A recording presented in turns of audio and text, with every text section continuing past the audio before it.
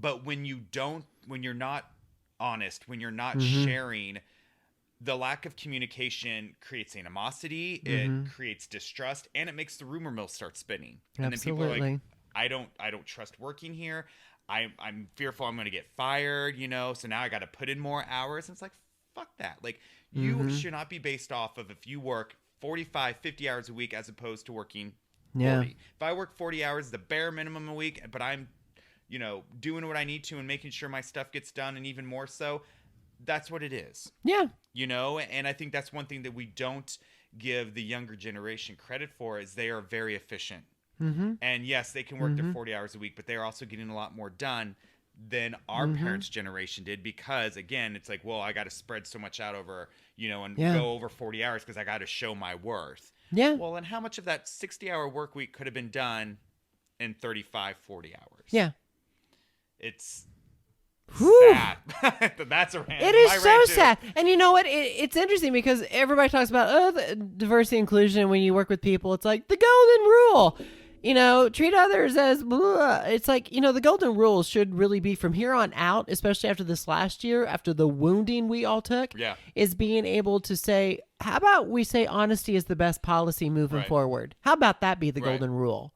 How about salary transparency? How about, upper mobility transparency, understanding the human evolution, workforce evolution? How about those transparencies? Honesty is going to be the best policy. Well, and exactly into that, just like you just said it. I mean, especially this last year and with everything that we went through, and not to get political, with the administration and like being told one thing and then another, it's like people have so much distrust now because like, well, the officials are telling me one thing, now it's another. Who do I trust anymore? And then unfortunately that bleeds over into their professional careers, because now it's like the man and the corporation is, feeding me bullshit. So, who do I trust? I only look out for me alone. And that's where that then feeds over into the whole selfish behavior and, not wanting to go above and beyond every now and then or be a team player, because it's like, well, what's going to be in it for me in the end? Yeah. And that's what's sad, is because just, the new younger generation, they're not lazy. They're not that selfish, but at the same time too, again, it goes, they want, I want a work-life balance. I want to make sure that I'm sane at the end of the day and, I'm not crazy.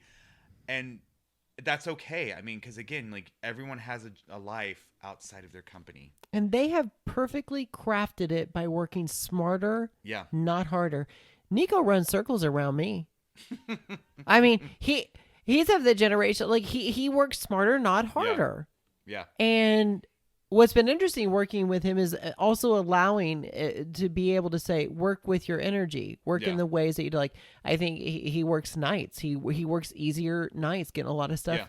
And he works better in other times. Now, we have that capability to do that because of the privilege of growing a consulting business and everything. But at the same time, it's like, it's interesting communicating and being able to say, like, work with the way that you need to. Here's what we need to accomplish each week. Right. And then allow Nico to be a fucking grown up. Right. It's not, you don't have to work between the 8 to 5, 9 to 5 mentality. Like, as long as the work's getting done, if you're better of a night owl at working and you're more productive, then so be it.